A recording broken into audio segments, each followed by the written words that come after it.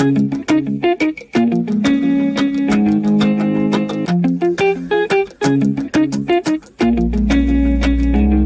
doing great, even though every day is not fine. But still I woke up today, another day to get on my grind. Got me singing, whoa, whoa, yeah, for it, I'm built for it, whoa, whoa, yeah, for it, I'm built for it, ready.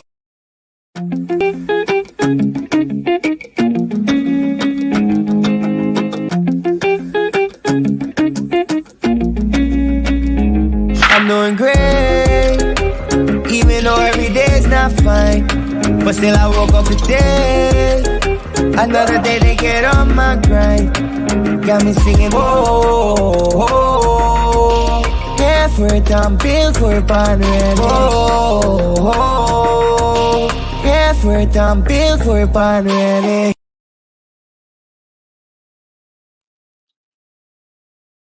Another episode of Between the Lines presented to you by Live Wire Sports.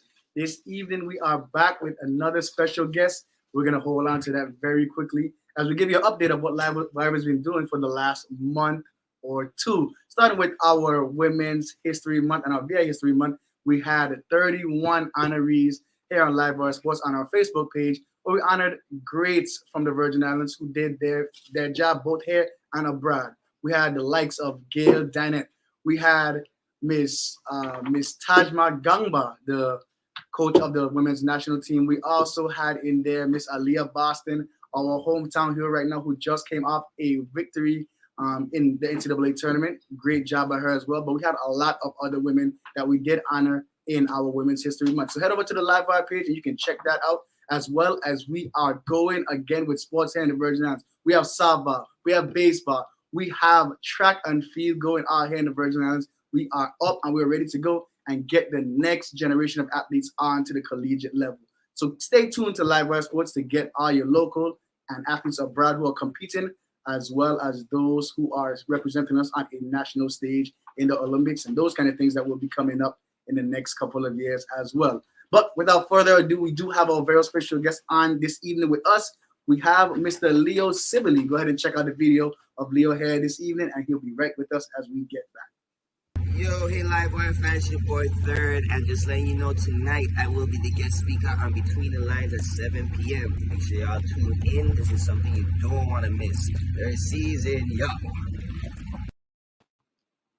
All right, we are here with Leo the Third Sibley. How you doing here this evening? Man, I'm good, bro. You know, we just got back home, about to vacate, get myself ready for Carnival. You know? Ready more than ever. It's been what, 2 years? 2 years? It's been too long. Too long. That's the word. Too long. And not 2 years, not 3 years, but too long. Liking it, man. We're definitely glad to have you on the show. Have you ever watched the show before? Yeah, so I watched it a couple times when it first kind of came out. You know, I heard my song in the intro, so that was kind of like when I first started watching it. I remember Raina reaching out to me and was like, yo, I kind of really love that song. I was like, it's yours. Do what you gotta do, whatever you need with it. I love it. So I love the fact that you guys are taking, you know, the sports and bringing it to life again, because I grew up on sports. I love sports. That was basically my childhood. And I really was sad to hear that, you know, it kind of died for a little bit with all the storms and everything, but it's coming back to life now. I remember passing Griffith the other night and it was full. Yo, I remember playing, and if it was if both gates had too much people, I remember I had butterflies in my stomach. This thing had so much people. I was like, no man, playing ball, I would have butterflies in my stomach. Playing. Yeah, man, it's a good feeling. It's good to see. I'm really excited about it. Definitely. But we're glad to have you on the show. We know you have an interesting story to tell us here, and we're gonna dive right into it. Definitely. But first of all, we gotta get real comfortable here. We like nicknames on Between the Lines. Let's get it. Did you have any special nicknames, any funny nicknames, any interesting things that your friends, family, parents used to call you when you were growing up? Man, so Pudge was one of my first names, and Pudge was because I was very, very pudgy, and I used to catch, especially for us that time. So like I remember I think it was Sydney Lewis. Mm-hmm. My boy, I remember he's like, "Man, why you gonna be moving back there? I need you to move like Pudge." He need Pudge Rodriguez back then. The man from then day, he just called me Pudge man, and I was just Pudge Silver. And then he went to Pudge Silver and Pudge Silver, all type of Pudge. That it was just Pudge. I was just a big dude. I was really fat. I ain't really fat no more. I still have a little, I guess, like thing to me, but man, it was jokes upon jokes because it will have times where it's just like I catching, and just imagine me at 9, 10 years old, big boy back there, and fifth inning come around, and who? Let me see. I seen you just throwing balls.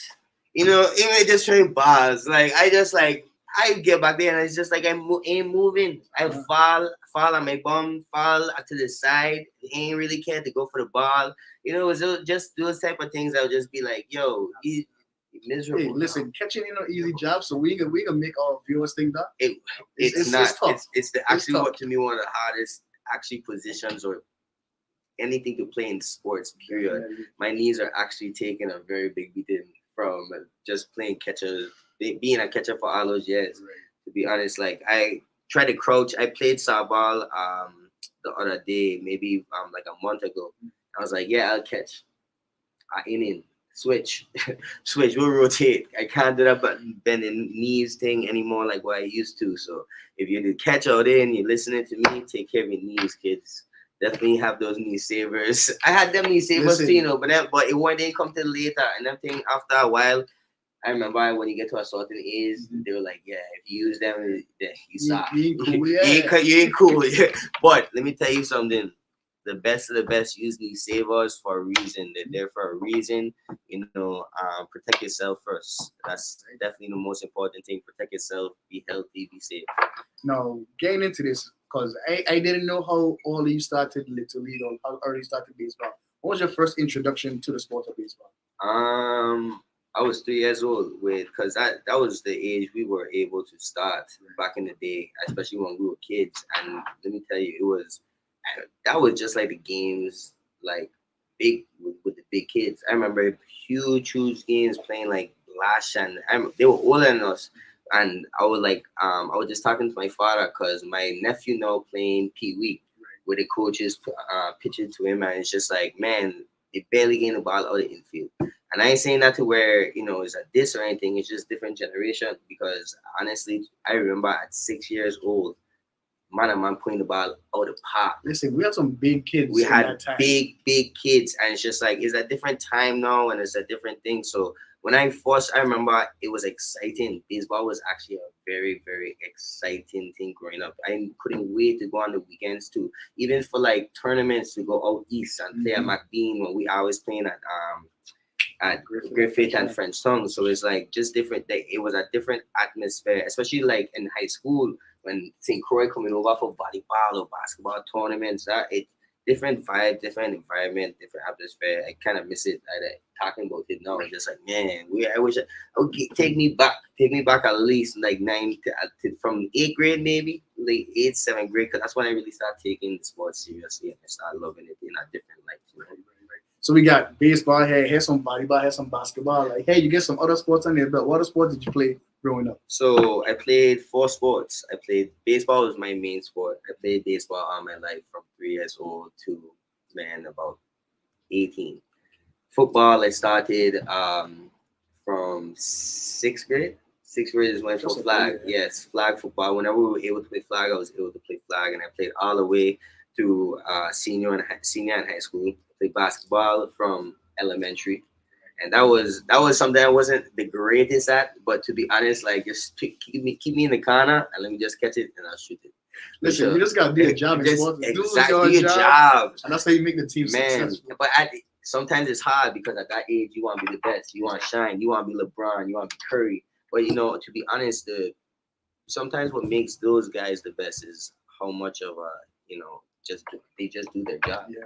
You know, whatever it is that they're put on the court to do, they just do what they're supposed to do and they get it done. And then my last sport was soccer. I was goalie. That don't really count because they get real soccer man out there. And I ain't saying I play soccer. Don't come test me in soccer. I'm not that great at soccer. I was a goalie. What you played? I played though. I definitely wore the cool jersey with the 0 on the background. Had my gloves strapped up. I had really good hand-eye coordination, especially come from baseball and football. That makes sense. Exactly. You know what I mean? So that was my little thing. So four sports. So of those sports, which was your favorite? Football for sure. Padding up and putting on that helmet and being able. It's a diff. Let me tell you something. Having I guess the energy and what football comes with, the family orientation of it. I don't know. I don't know how to describe that, but it's like I remember getting together on Wednesday nights, Thursday nights, and then the game Friday nights, and it's just like we watching movies. We kind of we just won. Not saying that it wasn't like that for baseball. It was just like baseball was kind of we just come to the park and we play. And that's something that is really big that you said just now. Just the camaraderie, the family aspect of any sport is something big for our kids growing up. Correct. So it can't just be we practicing or we playing the sport. We have to be able to make our friendships, do fun things with these same set of people to make us love the sport a little bit more. Exactly. And I remember I still to this day, my best friend growing up, my brother, from 3 years old, we playing on the same team, playing ball, the same sports together. I seen you Watlington, called his name Olia. But you know, we literally living together. He's still playing, doing the baseball thing, and the fact that we could come up and have that relationship. You know, Christian Bramble, you know, Bram lives with us too. So the fact that we literally would have nights and just talk about the old days, about what it is, and you know, that's a bond that you wouldn't get from anywhere else. That's a sports bond. That's just something that it's unique at itself. So I'm blessed to have those relationships and to have those memories with not just them, but my whole sports. You know, I think that's something that's often underestimated when we are going through sports. The ability to be a team player, teamwork, how to work together in groups, right. And just the relationships, the friendships we build. There's a kid that I'm sure that you probably played against in maybe Little League that you still remember him till this day, even if he was from a different country or a different league or a different place. But you remember him just because of that interaction you guys had at 12 years old. Bogarts. There we go. Bogarts. I remember 11 to 12, St. Croix. Them man Bonaire was living in the bunk next to us. And them man was the coolest people. Them man was the coolest. Like, honestly, out of all the teams, them man was nice. Them man wanted to hang with us. And look, to this day, my boy is like killing it as a Boston Red Sox. Right? So that's it's amazing. But I said Jersey profile. I'll say that's another one. We weren't too close, but we always definitely passed each other. Every summer I was bound to see him. Right. That's crazy too. To where is 9, 10, 11, 12, 12 like all-star team. It was like I knew I was going to face them, and I knew I was going to see him. No, that's interesting because Jonathan Shoop, who also played for the Orioles, was on that team as well. Yes, and but let me tell you something. He was like the fifth, and to where I remember when he became 11 to 12. 11 to 12, we stopped seeing profile in the mouth, and we started seeing him. So it was different. When 9 to 12, I believe 9 to 10, we had them in a different type of chokehold, and then it was like, yo, we'll save profile. It was different. We could have never beat them, man. Except that 1 year where I didn't try out. I didn't decide not to go. I went to football camp, and they went to Pennsylvania. Not even but Pennsylvania. I think they went Santo Domingo, and that's where they beat them. So they beat the Carousel team. They beat the same Carousel team that we've been playing for years. They beat them, man. And I think it was not even for the championship. They beat Aruba for the championship. I think they beat Carousel like semi-final game. And that was the year they moved on to the Junior League World Series. And then I'm coming toward. Now, how did you react to that situation where you were not on that All-Star team that had such a success when you were an All-Star quality player at that time? So I honestly didn't. As being a kid, I didn't know how to feel. I just know I wanted to be there. Right. I didn't want to be wherever I was then, and I wanted to be there now. Once again, it was like family. It was like, imagine your family leaves you home and they're going to Disney World. Home, exactly. I'm trying everything possible to get to Pennsylvania, but I couldn't go because I was already at camp.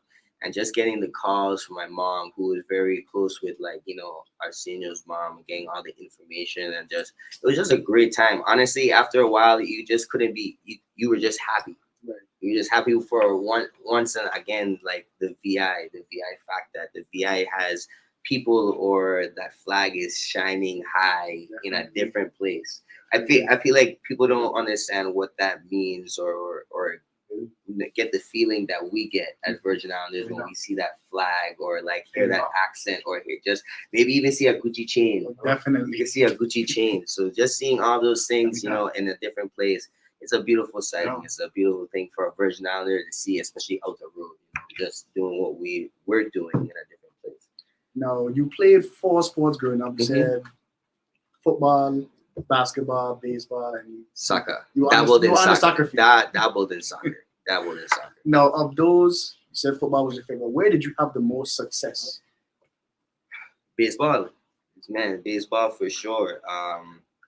That was if we're to go check my trophy case, man, I have trophies for days. From the time I was 3-4 years old, I remember my dad was my coach, so everything was a lot more pressured on me to where it's like I have to kind of behave a certain way. I have to kind of control my feelings, and even though it was really hard and I rarely did, and then also I felt one of the leaders on the teams at the times. It was just, man, it was difficult.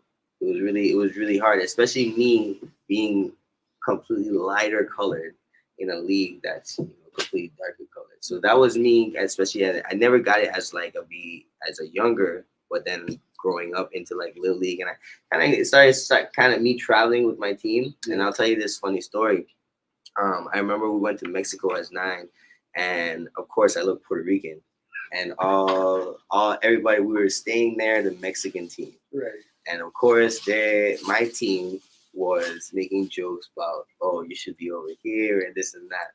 But yes, that sounds very negative, but the story has a very positive turn. It goes back to that family thing we were talking about. I remember I was pitching against the same Mexico team, and I think I pegged somebody or something like that, and they started mouthing it off or whatever. And my team had my back. Me, they ain't want to head to where it's like whatever it is, nah, we're here. You know what it is, and I kind of loved it. Even though I felt the way in the beginning when they were making jokes, but I was a kid, not understanding the jokes. But the fact that once again, it's these brothers, man, growing up with these same guys playing the sports that we love, and being able to make opportunities ourselves from playing the sports that we love. I kind of want to big up my boy Senior real quick, because he took a sport that we loved and made it his own, because he has his own baseball, Next Up Baseball, which is like a marketing tool for high school baseball players in the States or anywhere. You might got to get him on the show. You can talk to the producers, and definitely have to get him on the show. Definitely, that guy definitely inspires me, because taking something that he loves or what we love and making it have your own opportunities, man. He played baseball, literally took the school that he went to and was like, yo, I want to do this for you. And grew from there. So, just making the opportunities your own and doing what you got to do. It's a blessing to do. Now, with all the success that you had in baseball, and I'm pretty sure your favorite sport of football, were there any special awards you got growing up? Oh, man, that was a good question. That's really hard to think about. I did win MVP for a couple leagues, like high school leagues. I won something actually. I don't remember what it was, but I think I had the best average, like a best average or something in Florida Walt Disney tournament when we went with Explorers. Man, that was crazy too, because I met the team. I never practiced. I had one practice with the team. I went away, but I went to a baseball camp. Came back, met them in Orlando, played. I remember the first game, Butte put me on the mound. I'm like, what is this? Like, why are you doing this to me? And because I was like, yo, I ain't played with a team. Like, I kind of was like ready to take this back burner for a little bit. My boy stuffed me in there. First of all, gone. Take a yard, my son. That's a rough start. No. I take a yard. No, man. First, it was the second inning. I would lead out the inning, and bam. And from there, I just honestly I was just stroking. But then the confidence, sports has a tendency to do this to you, ladies and gentlemen. Championship game, not expecting to pitch. Probably take my position at third where, you know, if I wasn't pitching, I was playing third, but I was pitching a lot. I don't know why I was pitching so much. I felt like the Rocket, like how this man had me pitching. I was just like, okay, cool. Walk in the game. My boy said, "Yo, you're starting." Yo, I started puking. I started puking everywhere. So You got nervous. no in of the us, championship game. no of us, everything. Like I in the bullpen throwing, and I'm just like, man, this is rough. You tell me you have to pitch one game. I mean, you have to throw one pitch, and then I could take you out. I ended up pitching 5 innings. 5 innings. But I had 2 hits that game, and after the game, we won. You know, we went extra innings. FLF come on to pitch. We had win, and I won. I won a bat. I think it was a batting average title with one of the other guys on the other team. So yeah, I got a trophy from that and the championship trophy. So All right, we got some pretty big ones there. Any special accolades? Any great awards in football? MVP for flag. I hold. I believe.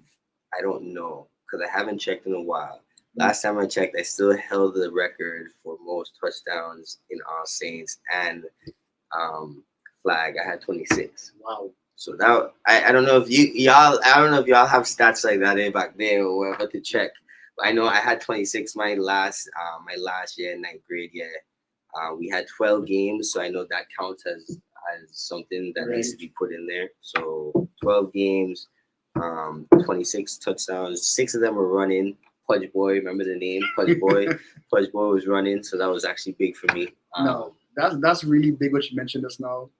You don't know if they have the stats, you don't know if they have those numbers, but that's a big reason that we have live wire sports now. Facts. Because now the kids that are in this generation, they can be able to keep up with their stats. They can know who was the Russian champion, who was the batting title champion, because the stats are here now. Yes. And that's a big part of sports. How important do you think it is that we have sports stats being kept here in the Virgin Islands? Huge. Only because I remember Mr. Peterson, 11 to 12, used to keep our stats, and they were all online. I remember after every weekend, that was the first thing I was checking.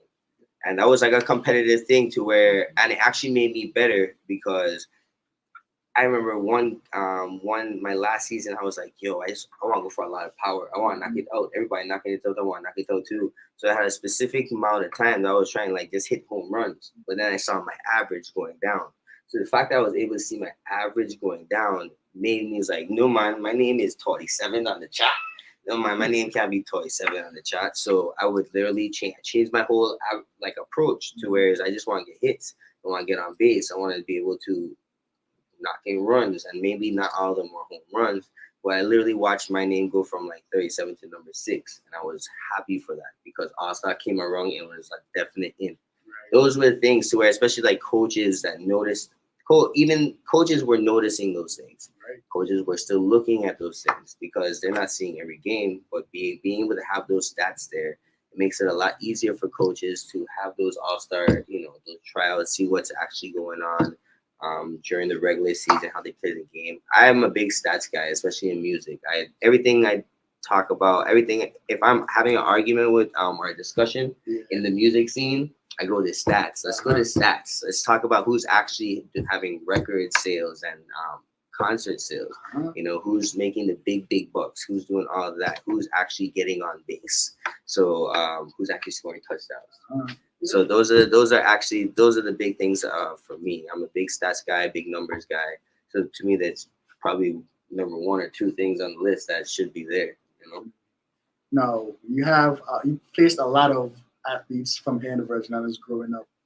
Who was one of the most difficult to deal with, whether it's pitching on a mound or even playing defense in basketball? Who was one of the tougher athletes for you to compete against here in the Virgin Islands when you were growing up? Baseball, I could get them in categories. Baseball was, I would have to say, Blash. Blash had my number every time. It was actually kind of like really embarrassing. I think he knocked me out like every time he came to the plate. Like curveball, couldn't deal with it. Fastball, he would just take it and he plays that. But he was still older than me, so that's like taking advantage of that. That's not too bad for a future MLB player. You know what I mean? He went to the MLB, so it's like, all right, cool. But if we were to talk to where it's like really had my number and was like really bothering me, profile. To be honest, Jurison Profile had my number from the time I was 9 years old, and I didn't like it. And I remember every year, I remember sitting down when I was 10 years old, like the whole, we found out we were playing Curacao the first game. And I remember going to the coach and I'm like, yo, I want to buy. Like, I was like, no. This is my game. This is my game. And we were up 6-0 going into the first 4 innings. And then we lose 13-5. Yeah, it was, I'm telling you, sports, boys. Football, Kosim. Kosim had my number on the sun. Kosim, 4 seconds. Kosim could beat me with 4 seconds in the game. That boy had talent. That boy was fast. That boy had an arm. He just knew the game as well. You know, it's one of those guys I was really intimidated on the basketball court and the football court. So, you know, I definitely big up to Kosim. That's my boy. That's my dog from long. You know, but definitely he had my number too. Somebody that just couldn't beat him. Couldn't beat them no matter what. So were you on those Antilles teams or those, I should say, Arawak teams? Arawak teams, yeah. Were you on those Arawak teams that won those championships with Coach Jarvis? No, so I was only on one, and then I never win again. I never win. I was 10, 11, 12, Sakabo.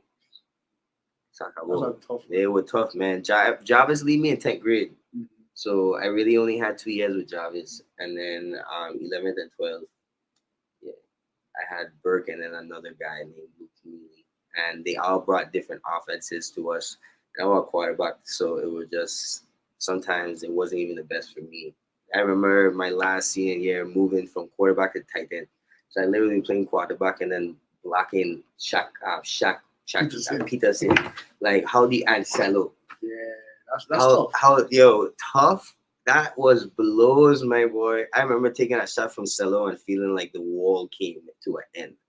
My ribs felt broken, everything. It was the worst hit I felt in a long time. Even though I've broken my arm playing football, I've fractured like a piece of my muscle or a bone here in my thigh.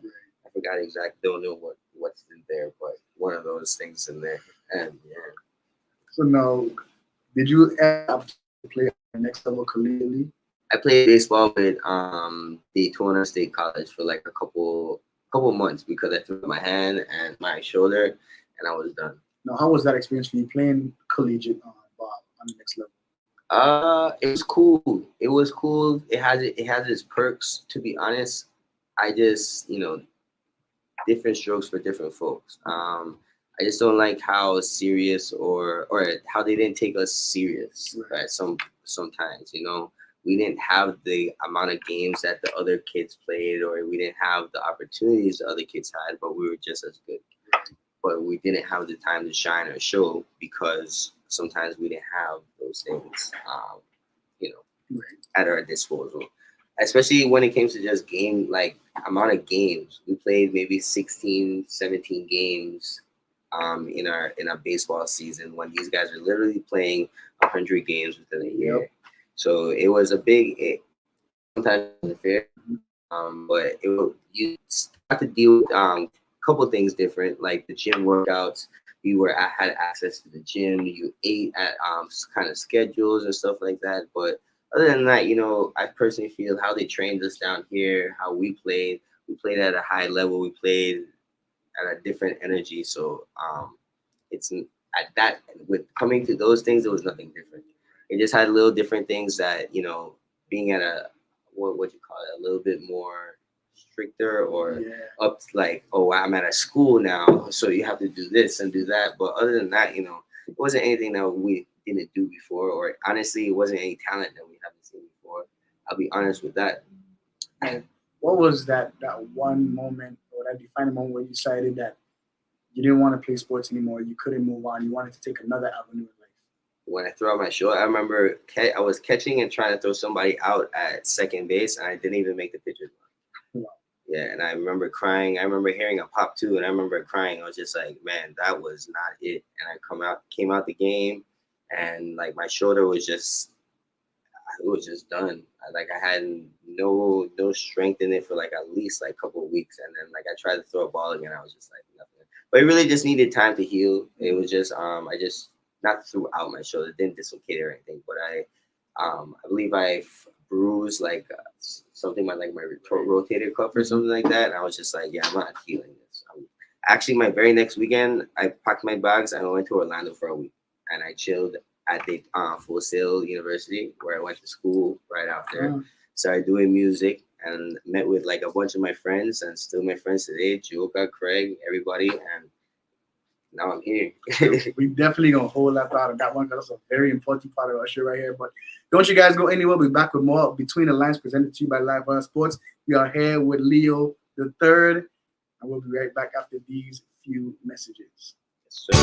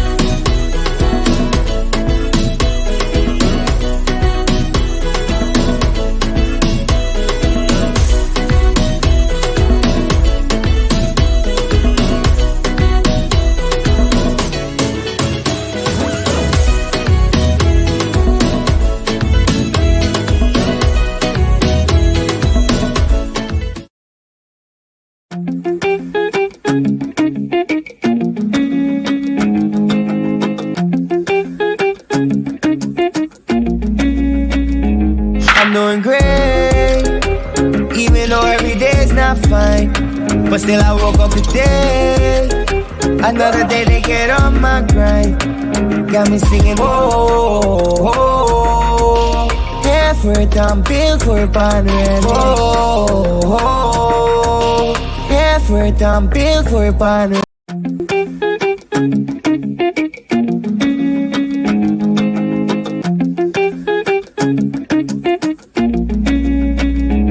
I'm doing great, even though every day's not fine. But still I woke up today, another day to get on my grind. Got me singing, whoa, whoa. effort and bills work on ready. Oh, effort and bills work on ready.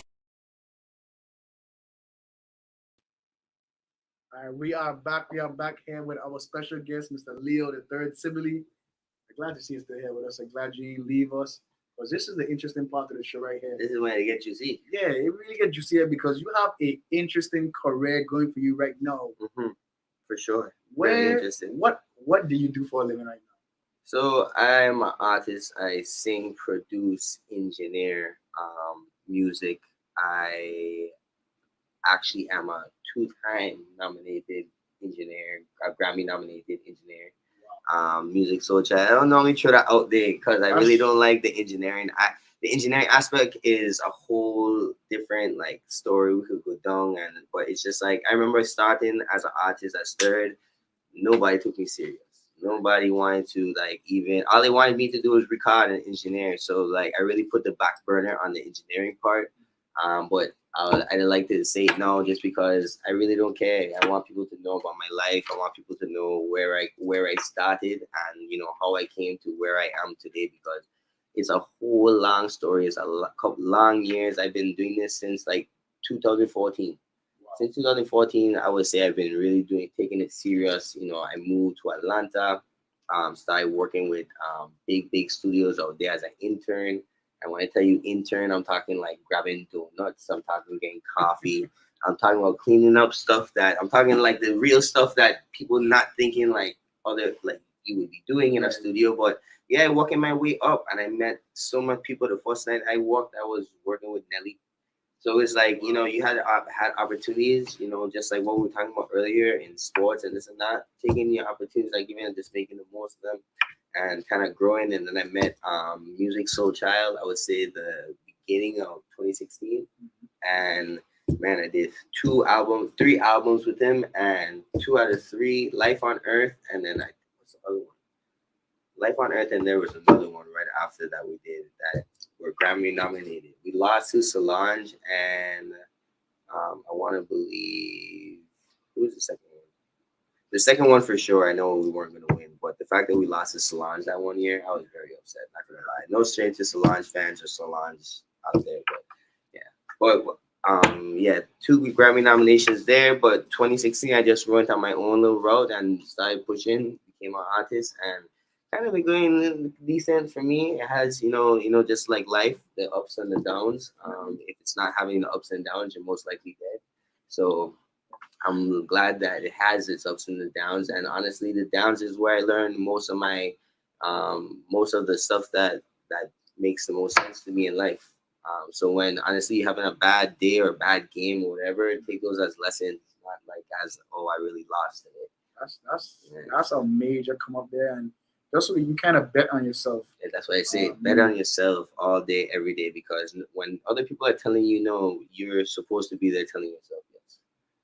Because honestly, no one's going to be pushing you and betting on you more than yourself.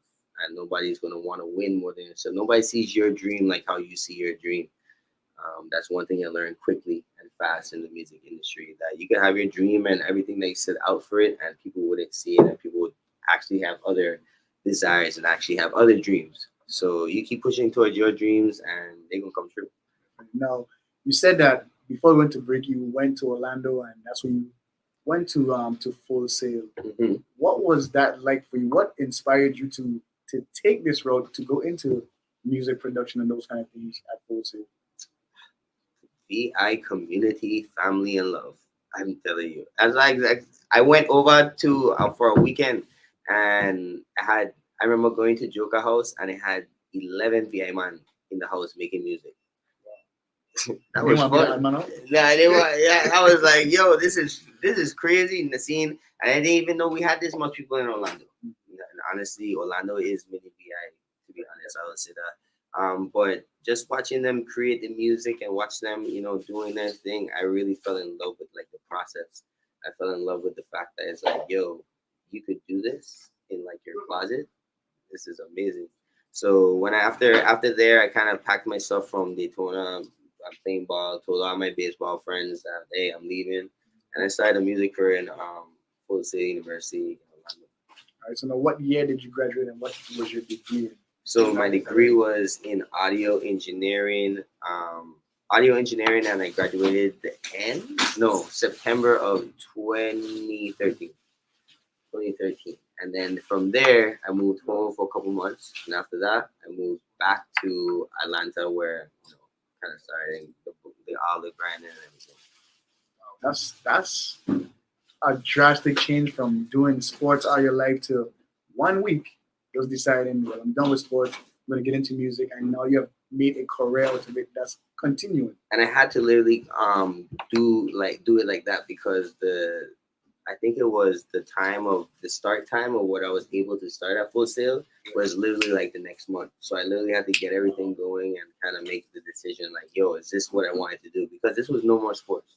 This was no more sports. This was me about to take a dream of mine, which I'm trying to make a reality, and just go. Yeah. Now, did you have at any point where you thought, I can't be an artist, I should stick to engineering, maybe this is best for me? Was there any time you felt like you want to give up on music? Last week, and maybe like a month before that, and maybe maybe another time before that. Now, what got you through those dark times, those hard times when you wanted to give up on what you love? Betting on yourself, honestly, like that. You have days, man. You have days where people are just literally fighting you. The devil walking hard, and the devil's walking really, really hard. But honestly, God always shows some type of light that it's, even if it's not fully understandable, it gives you just enough to where it's like, all right, cool. I can fix this. I can move on. I can do what I gotta do. This is what I'm supposed to be doing. And then honestly, I have a bunch of friends and I have family that really, truly, truly believe in me. And honestly, it's just a phone call away. It's just calling my boy Joe, and it's just like, yo, I feel like this, and it's just like, I don't know. And he gives me just enough. It's always just the enough. I don't need it all, because then it's like, okay, cool. Then if I have it all, then it's what's next. So it's just enough to get you by, to keep learning, Whereas one day, you'll figure it out. Especially with athletes and musicians, it really ain't that much different. You're grinding. It's the same. It's not the same dream, but it's a dream that you want to have, and that you have, and you're trying to get to. So you keep working, even when people tell you no. Like I'm not gonna lie. I know a lot of people that really were bad at sports when I was playing, and let me tell you, they're way more advanced in sports than me now, and they're actually in the league. So it's just never stop working, never stop believing in yourself, and just keep pushing and pushing the bag, pushing the limits, pushing to like the next step. What is it? Always trying to figure out what's next for you in your life. Now, you started at the below the ground level when you were in Atlanta doing your engineering and those kind of things. What kind of hours did you have to put in to your craft, especially to become a Grammy nominated engineer? I remember 17-hour days. Music Soul Child used to be in the studio for like 16 hours, and it would be, let's say the session started at 12. He wouldn't show up till 4. He's showing up at 4. We're working for like 8 hours till like 12 again, and then he'd be like, "Yo, I'm going up the street to come right back." And when he says that, you gotta stay. And so when you're staying, 2 hours go by and you're still there. So it's like 2 o'clock in the morning, and he still wants to come back and do more work. I'm telling you, and these studios don't have no windows and them things, so you don't know how outside look. There ain't no sun. It's like, it's just whatever the studio giving you. So let's say you go in to the studio when it's daytime, you don't see no darkness. That's a different type of like feeling, because honestly, your body could keep going. My body could have kept going. When I saw light, it's like, okay, cool, it's daytime. It's like, to be honest with you, last night was the first night I got like 6 hours of sleep in like the past 3 days. I literally, in the past 3 days, I probably slept like 3 hours, but that's just because honestly, your body does train. It's not a good train, but your body does train to like getting used to all these hours, but your body needs rest, especially as a musician. You might not need it because you're sitting down and relaxing a lot of times, but as an athlete, you definitely need rest. So don't listen to what I'm talking. If you are an athlete, well, most of you are athletes. Don't listen to me. Get your rest. Make sure you're drinking all types of water. When I mean all types of water, I mean like gallon a day. You need to eat right, all that good stuff, because that is definitely, that's what keeps that's what keeps me going, because it'll have days where I literally would crash, and that's not good. But as a musician, I just tend to keep it going, just because these guys and how they work is just on a consistent basis. What's different, I was telling my partner Joka, when being down here, there's not really a time that you could just, okay, I catch a vibe, let me go in the studio. Yeah, I have to kind of like make a call and be like, yo, are you guys available?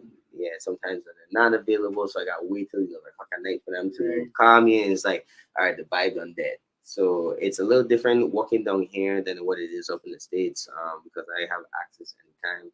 But just being able to, balance it, and to where it's like, okay, cool, finesse this and finesse that. Now, how would you compare being an athlete, which you formerly are, to being the artist that you are today? How does it cross over for you? Work ethic. Like the fact, I use a lot of, and honestly, it's not. I don't like using the word competition, because that could be from out. Other people could take that wrong. When people hear competition, they think, oh, yeah, I'm better than you, I'm this and that, and really and truly, it's not. But being able to have people with quality, or to whereas that have great music on my license, I'm able to, like, perfect example is Monet for me. Monet is consistently bringing out great music, always on top, has people loving her. When she drops something great, I want to drop something great. When someone hits 10 home runs, someone else wants to hit 11. Right? It's not a bad thing, but it makes you want to do and go harder. Iron sharpens iron, as the old people would say. Exactly. I literally heard. I should have used that, because I heard that last week. Iron sharpens iron, and it's just like using that aspect and being able to have that mindset in both music and sports is, will get you so far. And not, once again, it's not in really the competitive way, but being able to always push to the limits, push it, raise to a new bar. I use that a lot, because I have a lot of talented, a lot of gifted people around me, and to where, I always want to be able to compete or just be as good. No, another big thing that I think is something to talk about is, we talk about representing your country as an athlete, traveling on different teams and going to different places, but you're doing the same thing on a music level right now. How important, or how does it feel to be able to carry a VI flag when you're performing in different places, as you would have done when you were on the Little League baseball field? Man, it feels like I'm playing golf, because it's one man alone. All eyes are on you. And to me, it's like, I love that more. And don't get me wrong, I love playing with a team, but being able to say, yo, I did this, and this is where I come from, this, I stand for this, I stand for this. It's a completely different feeling. And I hold a big, big Virgin Islands pride to me, especially in Atlanta, and especially wherever I go. If you don't know where we're from, oh man, I'll wear the flag. Right. If y'all want this, I'll wear the flag. If y'all don't like it, we'll hang it higher. So for me, and honestly, I got that from the boys, Timo and Tehran. Them man don't play. And I love the fact that it's just being yourself, being who you are, being able to wear. And honestly, the VI, just like in sports, I always felt like, I say, when we went to the States, the competition was easy. It wasn't like, oh, that my train hard. Nah, it ain't nothing that we never see. So for me, with music, we have so much talent. We have so much talent, especially in the St. Thomas coming up. The music scene wasn't big when I first started, but it's huge now, and it's not even an industry. We're still trying to make it an industry. So basically, like, all the me being maybe, hopefully, maybe the next one up to be the big dog of the VI in the music industry. You kind of, everything is with pride. I have a lot of pride doing it, because there's someone else from the Virgin Islands that wants to be in my shoes doing the same thing that I'm doing. And to where it's just like, yo, people still, we still aren't recognized, and we still aren't known for what we should be. That's kind of being the best at everything that we do. Now, one of the reasons we brought you on the show is just to talk about your sports history here, playing in the Virgin Islands, those kind of things. But you as an artist who is becoming a major artist have a very big impact on a lot of the kids here in the Virgin Islands. Now, these kids are seeing the third, but now they get to hear that the third played Little League Baseball. He went to All Saints School. He played football for All Saints. How important do you think it is for athletes, especially, to come back and give back to the Virgin Islands, or just show their face at camps and those kind of things? Man, that question hit home. Definitely hit home. I say that because I have a lot of friends that are big people in big places and can't even come home and don't know where G&D's is, or don't know where this is, or don't even know that Ross Valley ain't in. You know what I mean? Right. So it's just like, I am very, if I could live home, I would live home. It's hard to do what we do home, but people got to realize that it starts here. And honestly, I remember a lot of people going away to the States, doing everything that they can up in the States, and never even coming back home to like share some knowledge. Knowledge is like the root to success. Right. If the more knowledge you know, kids, the more knowledge you know in anything, it's the more successful you are. It's not the money. It's the more knowledge you obtain, the more smarter you could be. But the more you could get and be able to come down here and at least teach, at least show, I feel like that's, something that you guys are doing. The fact that you're able to learn but not do it in the States, but come down here and show. Maybe not this time, but the next time or the next generation that comes in or the next show, it's better. It's huge. It's huger. There's going to be someone within the next year it's not going to be Livewire, but they're going to have a different name, not you guys, but they're going to be trying to do something. It's not a bad thing. It's good. That just shows growth. For us, I kind of look at it as like in the music industry. I'm hoping we could have a music industry one sooner or later, but we don't have enough people that are able to show these kids or show anybody coming up yo, this is how you record, this is how you do this at this level, to where it's a different time now. Different time. No, we hope you didn't fully retire from sports altogether. No, man, I played a game Wednesday. See, there we go. How did you do? No, I played last week. I went 1 for 3. I ain't gonna lie. I hit that triple with my first at bat. I trolled a man from the fence. My arm's still there. I got my arm back. My arm is here. I got a game Wednesday at Frenchtown. I played for Sibs on the Mountain. You know what I mean? Okay. We're undefeated. About to play a big team Wednesday. It's about to be huge. So you're not officially retired. I'm not. I'm definitely never retired, man. I swear to God, if Yankees want me to come try out, I'm ready. I'm ready to go in the battle. I miss sports like how I miss my family. I want any opportunity I get to play, I'm there. I love sports. Sports is a part of me. I'm watching. To be honest, I really am a big football fan now. Only because of the fantasy and this fantasy, all them things. I really love them things. So I did really try my best to, cut out my Sundays and just watch. All right, we're gonna take one more commercial break and we'll be back with more with Leo the Third Sibley. We have a very, very interactive talk on next. We hope you are ready. I've heard about it. Let's get it. We'll be right back with more Between the Lines presented to you by Livewire Sports.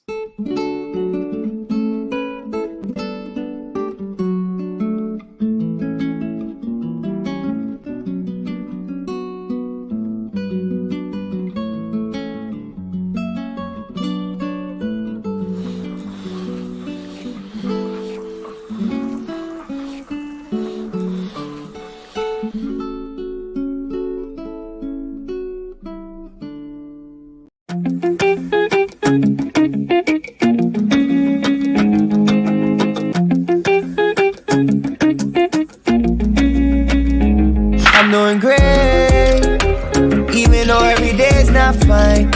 But still I woke up today, another day to get on my grind.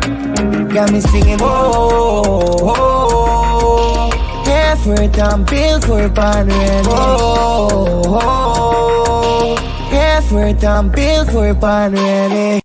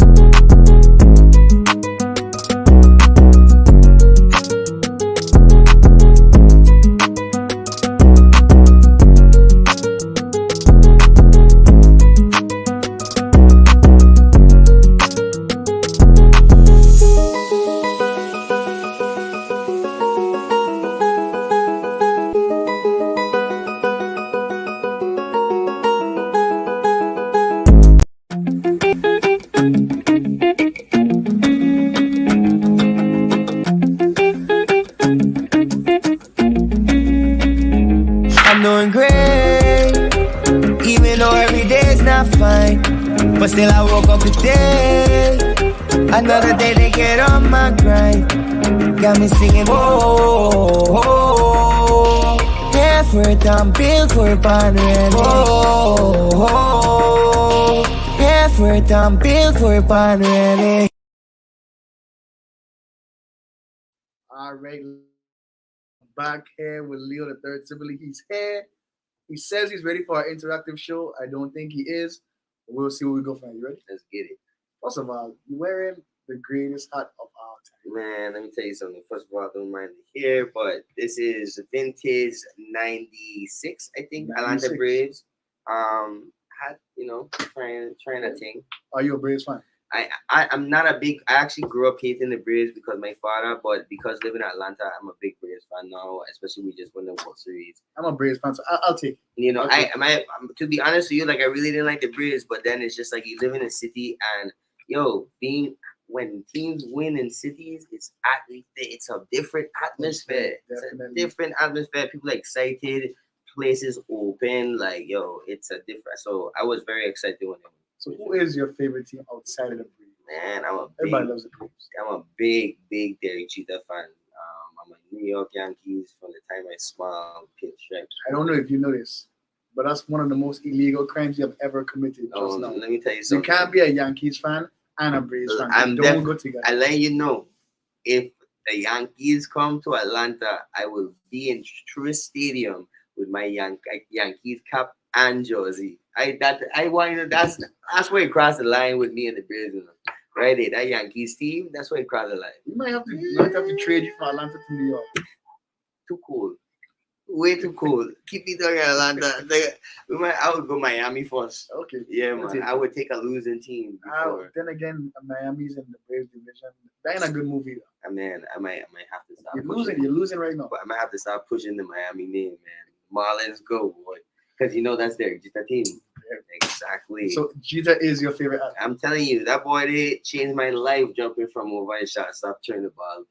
That it's like Michael Jordan of my time. So Yankees fan, favorite athlete is Derek Jeter.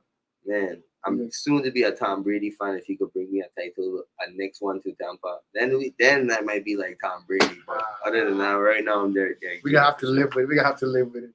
But tell me your favorite musical artist. You're an artist in yourself. Your favorite besides you. That's a good question. Cause I really, to be honest, our city, and let me tell you why. Because them man consistently for years, never disappoint. I've been a fan of their music from young. Honestly, for like a catalog of like songs I actually know from people, they would probably be one of those that hold probably the most songs that I know. To be honest, they're probably my favorite artists. Other than that, like rap artists, because I am in Atlanta, I would have to say I am a big Lil Baby fan. Okay. And yeah. I that's very skeptical. I just say that, but to me, it's like, he didn't make hits, and yeah. So if you get a chance, you would love to work with Lil Baby. Oh, for sure. I want to make a lot of money, and he didn't make a lot of money, and he's for sure to stream a lot. To make a lot of money. The Yankees fans are going crazy. Yes, for sure. You don't know, die hard Yankees all the way. That's how we do. Yankees. Yeah, it's smart. Cat okay, I don't know. Cat only know this one for style. All right, so sticking to the sports here, we got to bring you back on the sports side. You kind of leave us a little bit for music, but that's okay. Okay. Your favorite sports movie about it? Man, what is The Rookie? All right, The Rookie. With the little boy playing with the Cubs. Yes, and definitely. A close like runner after that is Any Given Sunday. Any Given Sunday, okay. Two good ones. Yeah, I could literally see the speech from top to bottom at the end of Any Given Sunday. Like, it's crazy. It's bad. But we're gonna test you. No. I didn't do that in like years, but I could probably do it really, really well still, but we ain't gonna. All right, we can let that one and go. Your favorite sports moment that you did not play? When they went to Pennsylvania. I was thinking when they went to Pennsylvania for sure. That man winning and actually getting the call and seeing the pictures of that man holding the flag. Man, that was one of the greatest moments by far. Were you at the airport when they made it back? No, I still wasn't there. Maybe I would focus on football, man. I tell you, like, I really, because we didn't really get to play tackle when we were younger. So the fact that we could actually go play tackle now, man, I wanted to make sure I was fine. All right. I will get into our real interactive game here. I might get kicked out of the studio if you choose the wrong answer. You're already losing because you picked the Yankees over the Braves. Man, I feel like this is right here. I feel like this is some coconut tart versus like pineapple tart. Like, like this is gonna be bad. Like I don't. These are bad things. It's gonna be really bad. These are bad. All right, we're gonna play a game called this or that. I'm gonna tell you this, or you're gonna pick that. Whichever one you choose, you are being judged by all the answers. I don't know. All right, so would you rather this or that? Card games or board games? Board games.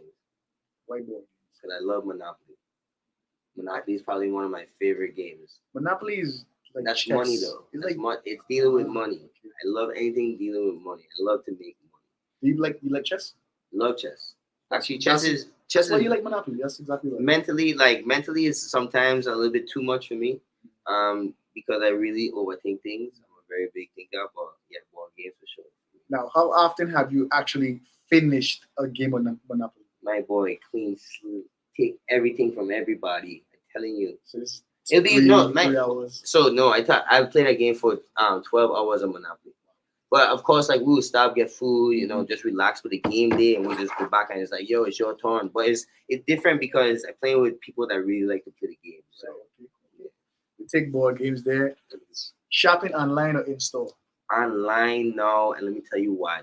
Because I can't stand going to Lennox or any of them stores are supposed to be safe and them thing, and you could get very hot nowadays. The world is not a safe place. Yeah. I order online and be safe. If you don't like it, if it don't fit, send it back. The return policy. No, hold on. I sound like a real American when I talking like this. Because the whole coming down here, my boy has been waiting for a package from Ellenwood, Georgia for about 3 weeks. So let me take that back. It depends. It all depends. It all depends on where you're going. It depends on what you want to get. To be honest with you, I know my clothes. I know what shirts and everything I like. So I know what sizes I am, and I could just order online and get it 2 days. I'm glad you said that because there's 2 places in the world you do not want to package to go: Ellenwood, Georgia, and Jacksonville, Florida. That's crazy. That's the 2 places for sure. One will never make it there. Never. I don't even know why. I don't know why they even got stopped there. Just saying straight true. Definitely. All right, moving on. I think this is an obvious one, but maybe not. Dancing or singing? Singing. I can't dance. So in the music videos, you don't do no dancing? Nah, I didn't do TikTok dances to make the girl let me go crazy. That's all. I just do a very simple. Very simple thing, you know. A little one.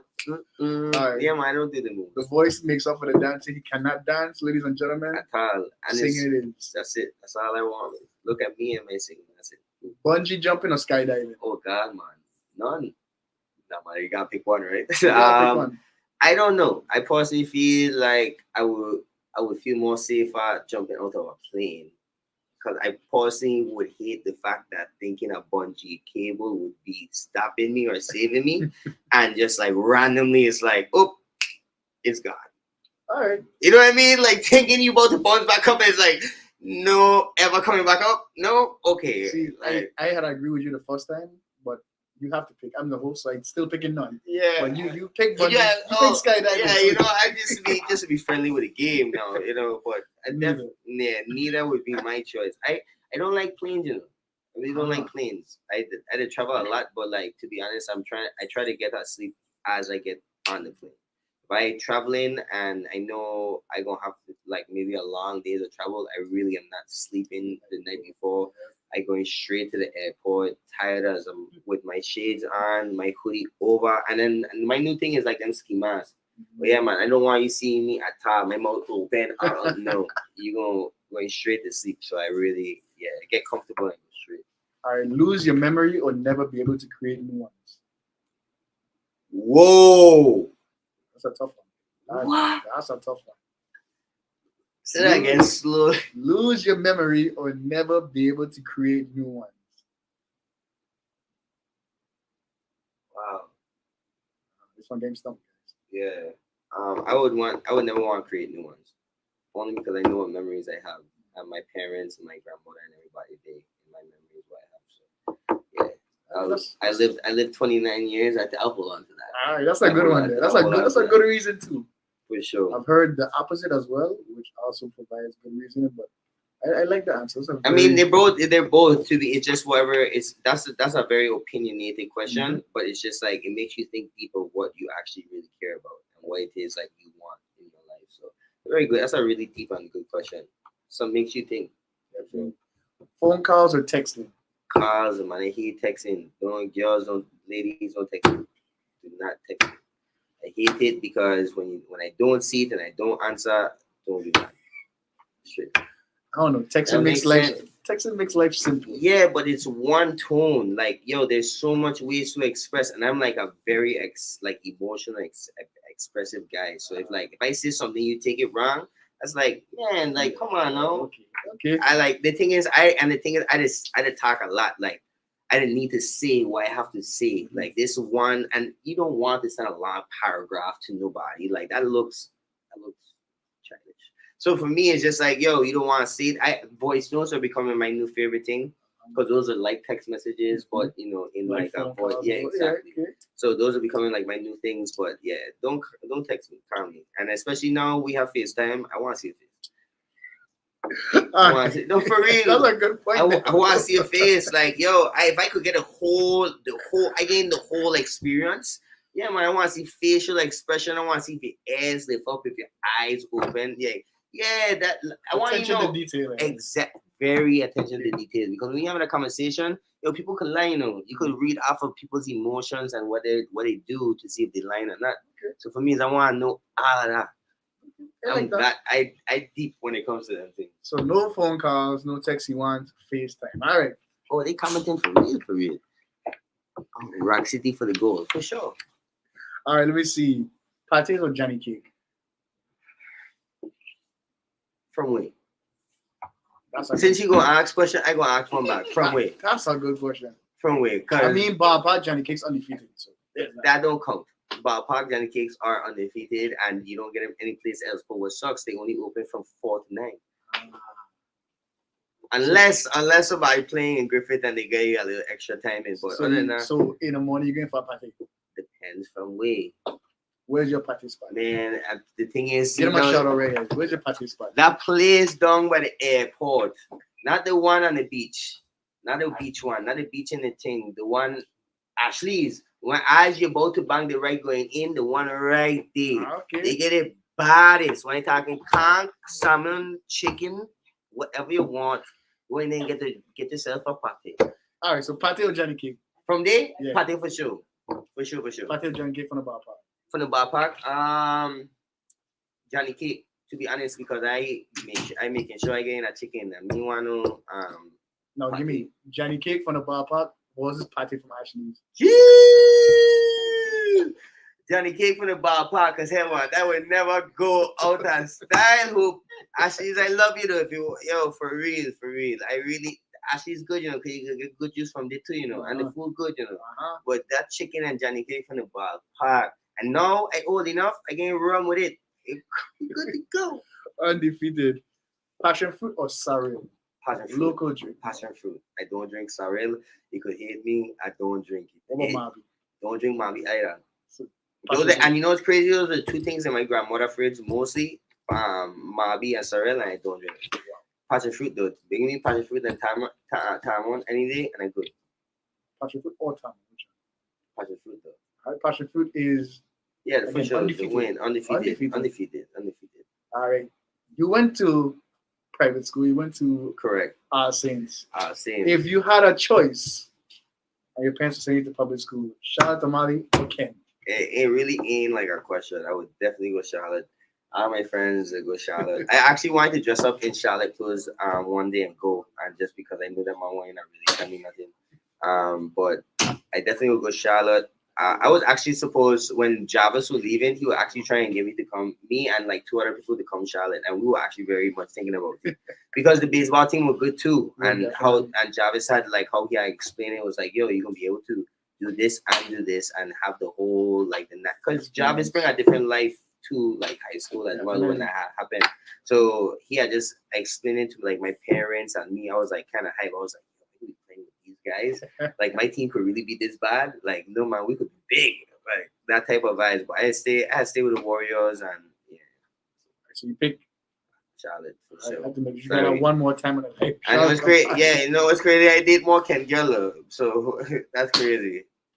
That's bad. All right, Cookie Point, Megan's Bay, or Limbo. Megan's Bay. I have too much memories on Megan's Bay. Love Megan's Bay. All right, Cookie Point or Limbo. This is runner up. Cookie Point or Limbo. Limbo. Right. I like. There we go. I like. I really like. I have way more as a kid going to Cookie Point, and then to be honest, Limburg don't sell food like Cookie Point does. So that's true. That you could get the fried fish out there. You could get lobster out there. Everything out there. So yeah, Cookie Point for sure. All right, and the last question. Question of all questions. The King of Kings. I already know. Coconut, guava, or pineapple? There, look. You could just put coconut to the bottom of the list. Just put it to the bottom. I can't choke me out. That is the worst tart out there. Coconut tart is the worst. Is the worst. Then in second, it's pineapple. And then guava for the win. Guava tart is the best. And to me, it's not. Let me tell you why. It ain't that sweet and it ain't that bitter. It's literally the best, like the mix of both, and it is like a strawberry flavor, the most loved friggin' flavor tart or fruit in the world. Just saying, you gotta go. Pineapple? Yes. You look at that pineapple. Pineapple. Yeah, you look like a pineapple. Man. Guava, coconut down here some days. Not even. Come on. Okay, I asking you, guava or coconut. I ain't gonna take your opinion as your opinion. So your number one is number one. But here what? Guava or coconut, and say the right thing. Say the right thing. Coconut. Oh God, man. Your mom, hey, you need some. It's how when man eating coconut. And the mouth and the teeth getting stuck. Guava is not real tart. What? Guava is a fruit that you can find in the Virgin Islands.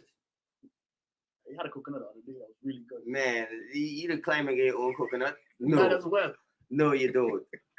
All right, we're going to take your answer with guava tart and that one. Man. Really bad one. It's a rough old hair. It is really rough old hair, man. What? It gets rougher right now. Now let me talk about it. We got a lot going on here. We just do all this or that segment. But this is the real entertainment here.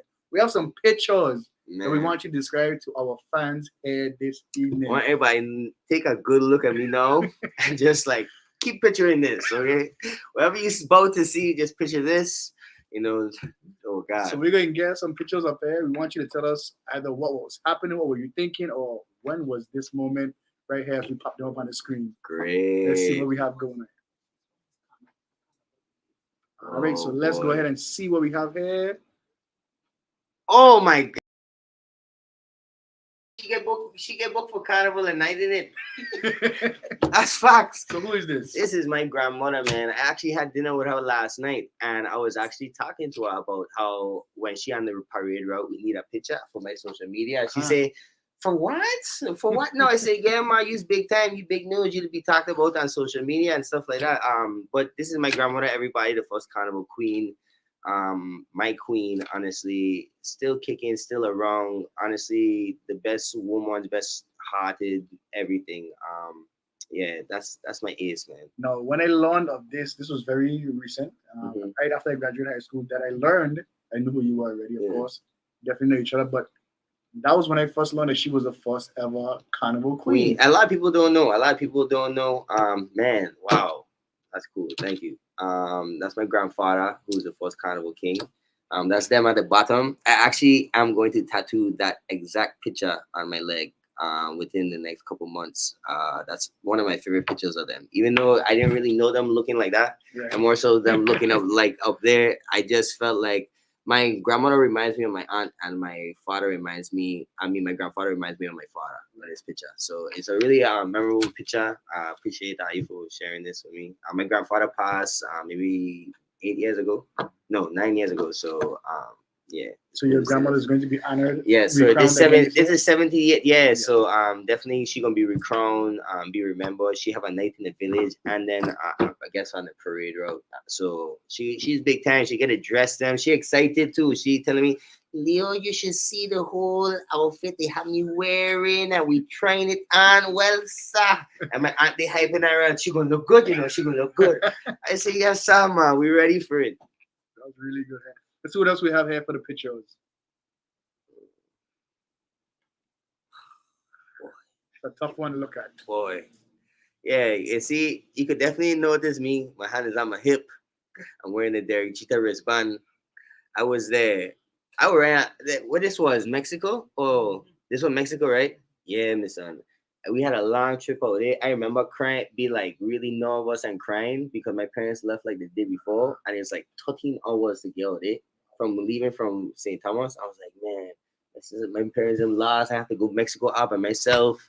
But once again, I had these dudes. These were my family. Then this is the same set of dudes. I was like, yo, they won't calling me the Mexicans, but then they might have my back. So man, so this is definitely Pudge times. Yeah, oh yeah, this was the beginning of Pudge times. This was the beginning of Pudge times with Gary, Arsenio, look at Keely, Jibride. That's crazy. Kyle, JK in the back, Sidel, Sidel, my son. A lot of man, I haven't seen none of these man in years, bro. Man, champion, I see champion of the Grapo, the Smith. Man, good times. Good memories. Yeah.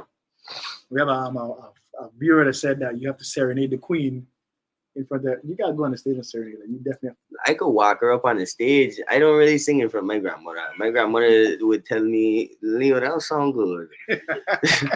so I'll walk her up on the stage. That's for sure. All right, let's get to the next picture. Let's see what we have. I would tired. I was really tired, which is crazy. Man, I had break my arm this game, I think. Wow. Yeah, I break my arm this game. This was against Ken. No. This was in St. Croix. Yeah, I break my arm this game big time. Now, how did you break your arm in this I get pick up and drop. Man, that's crazy. You really know how to get back these pictures. And like, cause now I try and think like where, how when this was, what year, how far back we going. This really taking me back. So this is crazy. I was playing linebacker, and I remember the girls were looking. So I said, let me dash some water on my head to look good. And I was just like the perfect thing. I was just like, you know what, ladies, here you go. And it was like a slow motion reaction, taking out the helmet, everything. Yeah. Let's move on to the next. Man, picture. it was crazy. There we go again. Oh, I don't get no mustache, no beard. Like, thank God life hit your boy, man. Life hit your boy. And look, we swagged out, you know. Look at all them. I got a visor in my thing. Okay. You know, different things. That you get the wristband on. The wristbands, long sleeve, and it hot as hell outside. Like, man. So what grade were you in this picture? So if Robert Paul were playing, I was number 3. That was my first year. 10th grade, I believe. What position did you play? Linebacker? Quarterback, listen.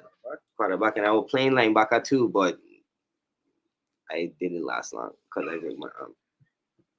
I literally get picked up, and this way, we were in actually Lionel Roberts Stadium. There were some pretty nice jerseys back then. No, they wouldn't be good looking at all. Nah, they were actually. I remember when they came out, like the pants were elastic, the shirt were elastic. Like you were supposed to get like a really really tight jersey so that like it could really snug because it was one of those. We thought we were really really cool, but yeah.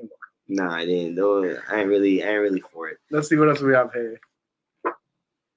My mom. Yeah, I see. Yo, my senior year when that Tim Tebow jersey number, man, I was big time, dog. Oh, every game I brown jersey brown.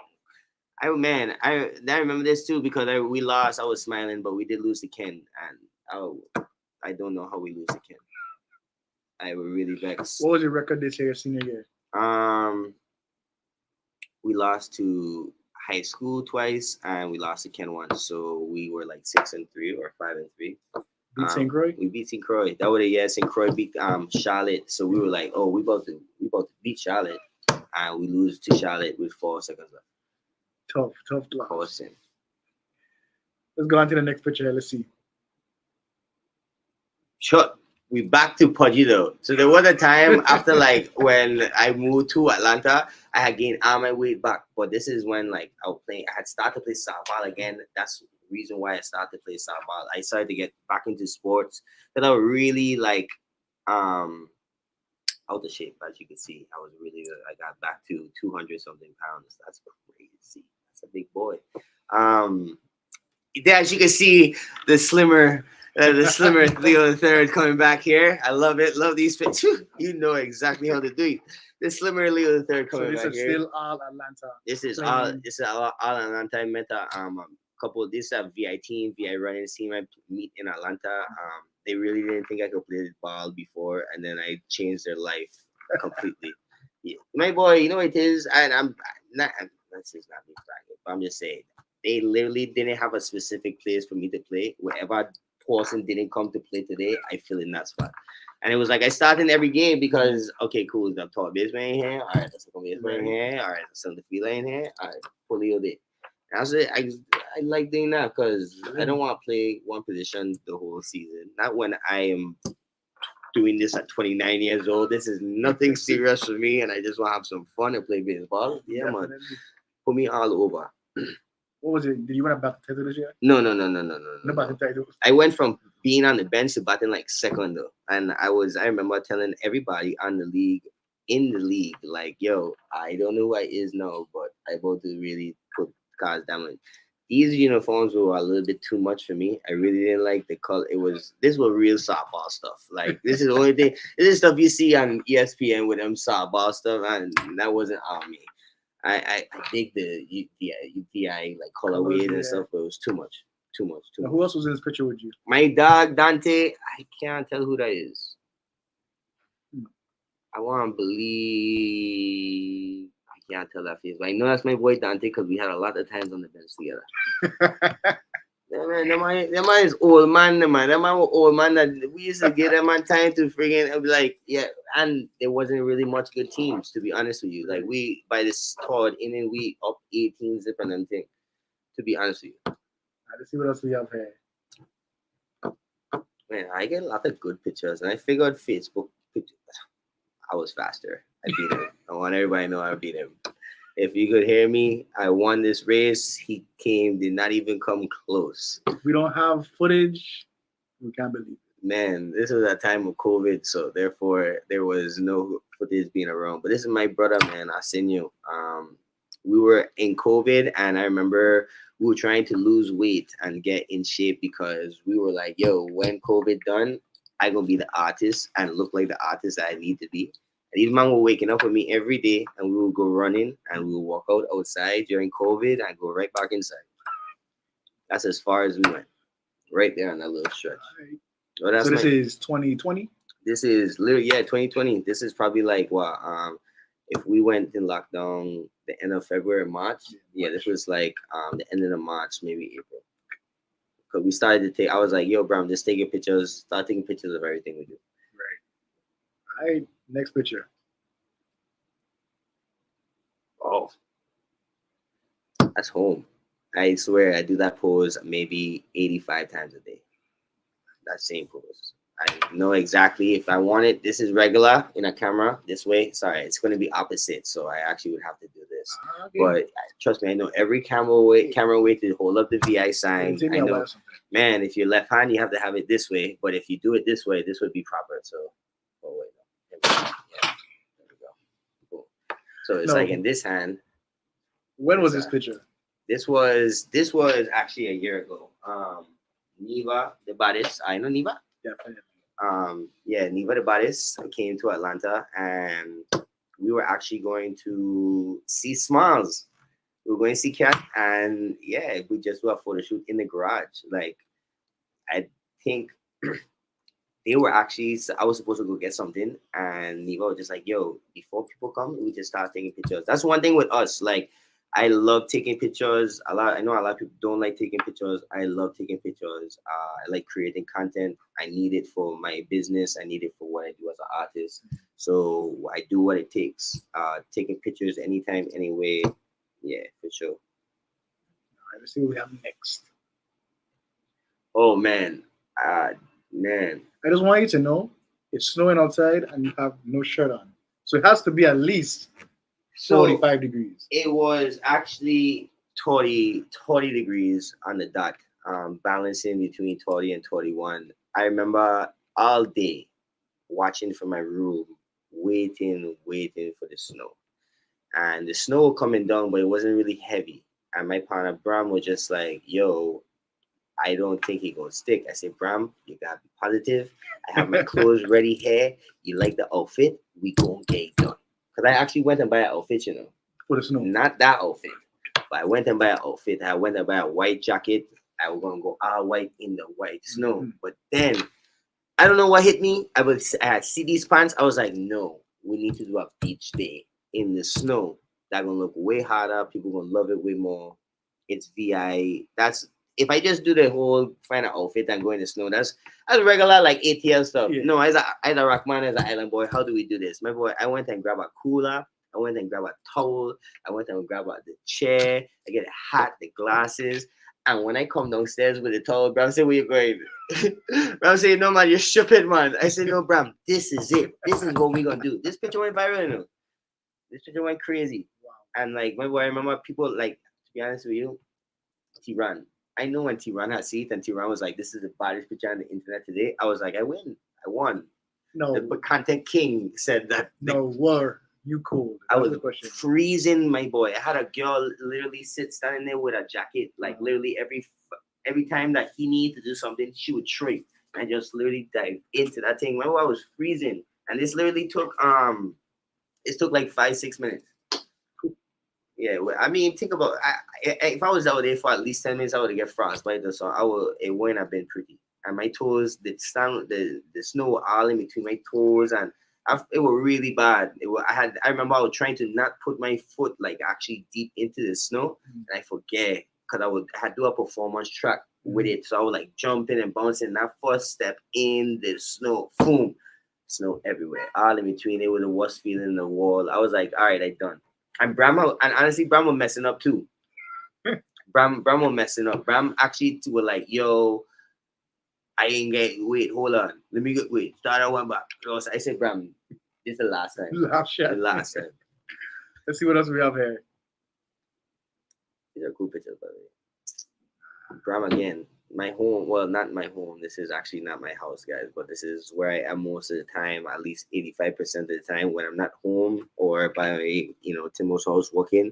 This is where I am. This is the studio by my friends. I am honestly a big fan of the cars. If I could see on my hand, I have all these like cars stuff going on with my tattoos. King and Queen, I got shout out my guys. Studio Bum Music Group. Studio Bum, right? Music group or just Studio Bum? Studio Bum Music Group. Literally just partied with them. Well, one of them last night. Javon. Jeez, bread. And then Blacks, I was with them in Miami. I just got they always coming up with the coolest stuff, man. Them DPM and them, and our local brands. I'm so glad that that's become something down here. A business, an industry that they could share their art. Being able to do clothes and stuff like that. That's a different type of art. So, and then the hat, I forgot. I think that's Gucci Gang. Yes. Well, who is that? I'm trying to remember.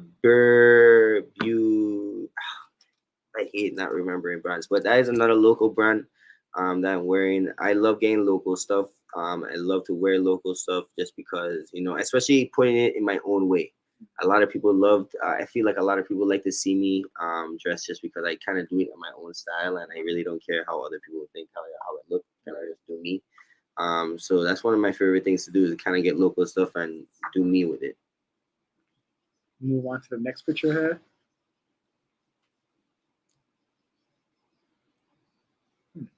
I want everybody. This is like a symbolized picture for me. Like, yo, if I only know what I did to take this picture, I'm on the cliff at the lookout, the sky, like the skyline lookout. On the cliff. Yeah, man. Not on the lookout itself. I'm literally hanging off like the thing. Like I'm on the actual, like literally below me is my life, death. And I honestly take the picture, and I remember I was like, yo, we gotta use this for everything. Because one, the fact that you can see home in the background, I'm holding up the VI flag. And what's crazy, because I didn't want, we had taken it out in the beginning, the Sibley.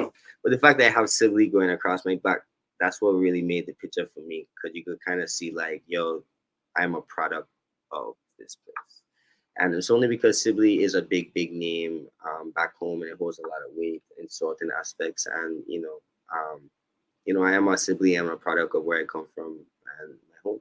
So definitely meaningful picture. Yeah, definitely, it's a huge picture because I remember when we used it for Shot and Love, it was just like the whole market, everything was for home, and just me.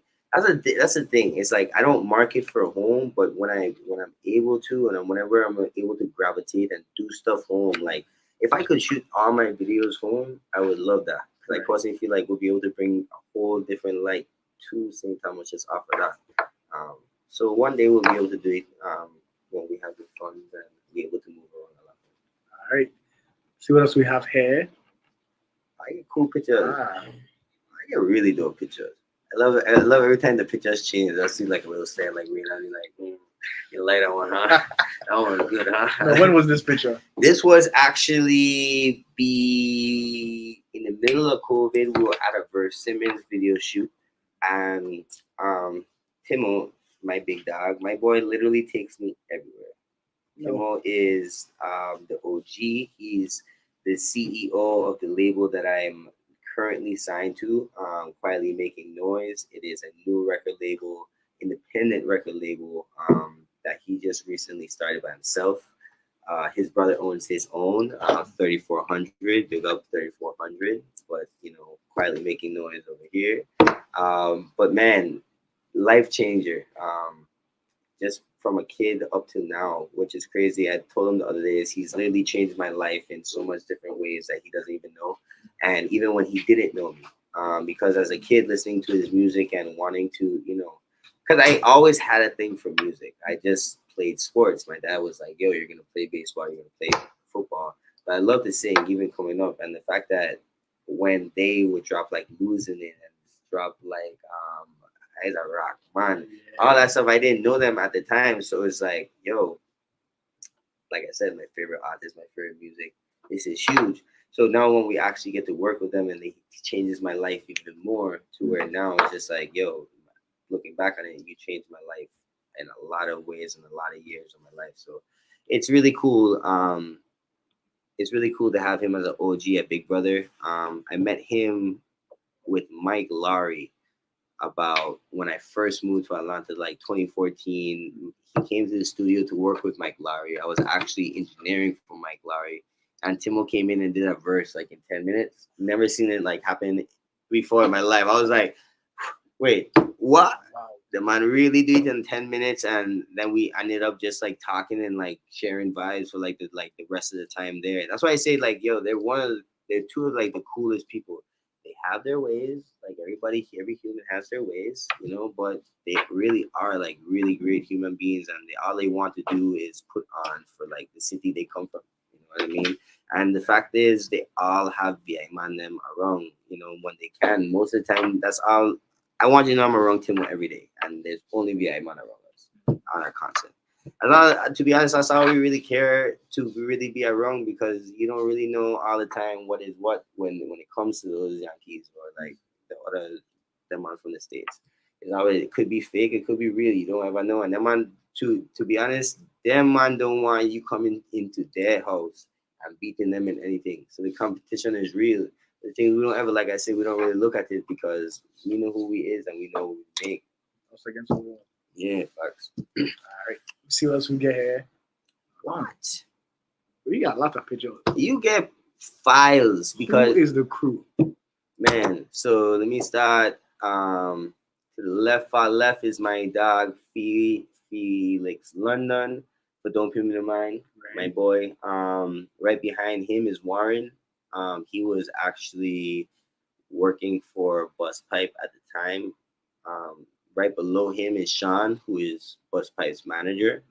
Right next to him, we have Jamal, who was my manager at the time, and then Timo right above him, and then Pressure Bus Pipe, my dog, my brother, all the way to the far right. And that's the reason why I was there. I actually road managed and engineered for Pressure for like 2.5 years. So he would take me everywhere that he would go, and we would just, kind of tour the wall, doing what we love. And it was cool because there was a time that it was just me and him. So I really had a time to like really learn from like, all ahead and like stuff that he went through. And that's a cool, I think the coolest thing about being under these guys is the stories that they tell, like what made them get there and what took them there. And because these are stories you ain't hearing, like they Right. ain't telling these stories out loud, and they ain't gonna tell people because these are really close stories to them, and it's like really the facts. So sometimes just listen to some of the stuff that they had to go through to get where they are now. It's like, you know unbelievable. All right, let's go next. There we get more. We Trust me, get we get more. These pictures are bad though. My It's gonna be our last guys. one here. Who are My these two guys. gentlemen here? What do they mean to you? My guys, they mean everything to me. And let me tell you why. Because beyond just next up and baseball, these guys really shaped the new third into like what you see today. Along with like Timo, will the music side or whatever. But these are the guys that I live with. These are the guys that when I'm having a bad day, I could talk to. When I'm having a good day, I could talk to. When I need some help, these are the first people I can call. And when you look at a lot of the content that I have now, it really starts with these guys. They showed me everything I needed to know on the laptop to Final Cut, to edit my videos, to do pictures. I've always done like pictures in the long run, like take pictures. So that was very big thing. So I was glad to actually help in just be like the model person for them. Like, hey, take pictures of me. Why don't you? But no, they've started something great. Next up, baseball is a big platform for a bunch of high schoolers or anybody to come and just get their work or their talent out there. Um, and they're doing big. I remember when they had 50 followers. I remember when they first made their profile and they had 50 followers. They have 13K now, I think. They have 13K. They have a bunch of people following them. They travel to all types of different baseball showcases, tournaments, like the biggest of the biggest too, and they all did it within like a year. So it's different inspiring stories right there in this one picture. I love these guys. I wish them nothing but the best. You can find them at NEXUP at NEXUP Baseball on all platforms, I believe. And check out their TikTok outlet. Just check out their work. It's something that you really don't see when it comes to like different baseball, and you don't see baseball play pages like that at all. It's mostly like basketball and the cool stuff. So the fact that they were able to take like baseball and make it cool for kids again, Right. that's something that I really respect and love, especially for the sport that I love playing growing up. All right. My guys. You survived our picture segment. Man, I here. actually love that picture segment. Like, I wish people would do that more in their interviews, like something cool like that to make me want to think and go back and I like those. See, the thing is, like, I'm growing. I'm a growing artist, so a lot of people don't get to see these moments. And a lot of people miss over these moments because it's just like they just started following me. But these are moments that changed my life, and these are moments that a lot of people would never know about me. Like you say, this was a great thing coming on this show because now people know I was actually like a grade A athlete. Not anymore though. I old and a lot of things broken and ain't kicking. So, but I'm be able to shine light. The VI has a lot of great talent. Look at Aisha Boston. Aaliyah Boston. Fahim Aisha. Aaliyah Boston. What's crazy is, you know, the world stops when she gets to the semifinal games and the national championship game. And that's because of what that does for a Virgin Islands person. And I feel like we're one of the only people in the world that really get to feel that type of feeling. And we should embrace it a lot more, and we should be a lot more proud of the fact, we should look at it as, instead of when we shouldn't wait till someone gets to the semifinal game or the national championship game, and we should be shining the light on that a lot more, and we probably would have a lot more coming out the woodworks. So something that we should grow as Virgin Islanders, not only the artists and things, but people following and people supporting as well. Now, we definitely appreciate you coming on tonight, but before you go, we want to let you promote anything you have going on, anything you have coming up. Go ahead and say it right here on the camera. Man, so follow me, everybody, at the only TH3RD. That's the only third. Third is spelled TH3RD. It's like that on all platforms. I just dropped a song and a video on Monday, Hot Girl Season. So, ladies, it is officially Hot Girl Season. Y'all go check that out. I got a lot more works coming from me in the camp. Y'all stay tuned, man. It's third season, Hot Girl Season. This is Live Wire. All right, thanks a lot for coming on to the show, and thank you, Live Wire fans, for tuning in. This was Leo the Third Civilly and Shaq Richardson, and we are out for tonight. See you guys next week Monday for another special episode of Between the Lines, presented to you by Live Wire Sports. Good night. Nighty.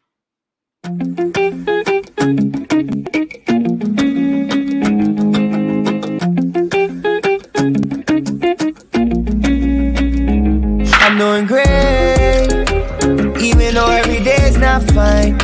But still I woke up today, another day to get on my grind. Got me singing, whoa, whoa, effort, I'm built for born ready. Whoa, whoa, effort, I'm built for born ready. And how could we forget our very, very special, important theme song is done by none other than Leo the Third Civilly. Give us the name and where you can find that song. That song is called Born Ready, because we always born ready, for sure. We're gonna revise it and revamp it. We're actually gonna make something hitting, and we're about to make a whole new one. We're about to make Between the Lines, Live Wire Sports go crazy. All right. We'll find it on Apple Music, Spotify, everything. Born Ready, third season. Between the Lines, Live Wire Sports. We outside. We out. Let's do it. Now look forward for our next collab with Leo the Third. Sibley is going to give us another introduction track here. He got something special for us brewing. That's coming soon to Between the Lines and Live Wire Sports. Have a good night.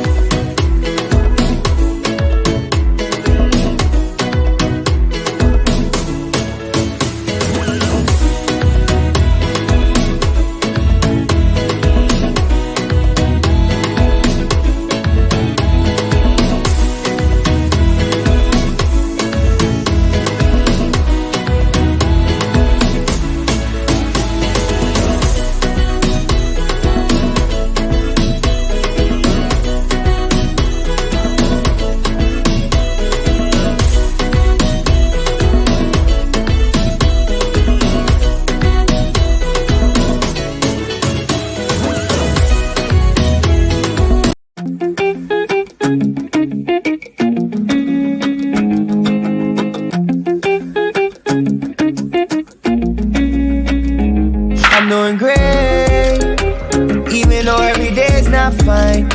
But still I woke up today, another day to get on my grind. Got me singing, whoa, whoa, effort, I'm built for born ready. Whoa, whoa, effort, I'm built for born ready.